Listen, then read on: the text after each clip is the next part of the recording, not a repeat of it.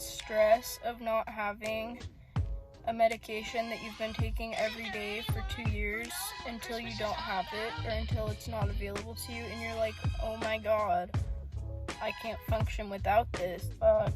Stopping this medication abruptly may result in one or more of the following symptoms: nightmares, irritability, trouble sleeping, nausea, dizziness, paresthesia, meaning tickling or pricking sensations on the skin, as well as possibility of psychosis. I wanted to make an update because I have been reading up on people having memory loss from the withdrawals of this medication that I've been on.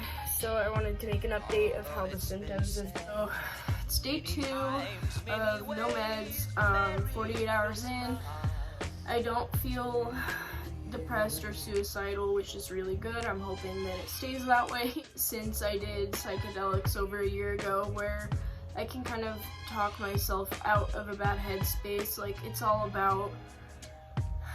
mental, and I had a really hard time having control over my mental space before I had done psychedelics. The first symptom that I noticed was dizzy and like vertigo. When I look around, it feels like my eyes are a little bit farther back in my head and like things are just a little off. When I turn my head like to the sides, I get like, it's called brain zaps. It's like an almost little like tingly sensation up the back of my neck when I turn my head. It makes me dizzy. It's like when you stand up too fast and you have a low blood sugar and you see spots, but there's no spots. The next symptom that I think I noticed was like throughout my body, I'll tense up and then I won't be able to like relax certain parts of my body. Like it'll be like my arms or my legs, or I won't be able to relax it. And then by the time that I do, like a couple minutes later, it's like really sore. Last night I had like real bad restless legs when I was trying to go to sleep, but that went away after a little while, luckily. I had some really weird dreams. In almost all of them, I was running up flights of stairs and down flights of stairs. And also like,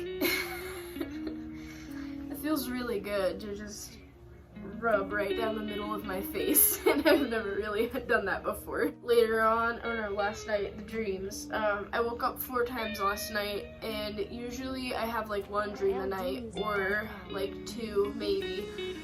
Every time I woke up, I remembered the dream from when I was sleeping, and then I went back to sleep and had another vivid dream that I can recall. 4 different vivid, strange dreams, all involving me doing some kind of physical exercise, because all day yesterday and today I feel like it feels like an acid come up, honestly, but there's no trip. It's just the come up and the come up and the come up. Like, I'm not able to quite catch my breath. My partner said that my pulse feels normal, so I don't think that I'm actually like breathless, but that's another thing that's been happening. Weird itches all over my body randomly, not like intensely or like, you know, when people are like using weird drugs and they're like all, it's not like that. It's like I'll have like an itch where like a hair tickles you or whatever, but it's consistently like throughout the day. Every now and then I'm like, ugh, just like annoying. What else have I been dealing with? I haven't really been able to drive anywhere, and that's probably been the most irritating part because I'm not supposed to operate machinery. I mean, I get why. I'm dizzy as fuck. I'll start shivering when I'm not particularly cold and I'm not able to stop. My jaw will be chattering and like my whole body shivering, but I'm not really cold. But yeah, it's day 2. Alright. Update time. It is Tuesday morning. Tuesday afternoon. Morning for me. I slept like a rock last night. All day yesterday I was super emotional and so like vertigo and shaky and dizzy that I couldn't really do anything. Still dizzy. It's not as bad as it was yesterday, but I haven't really tried to get up and do anything yet.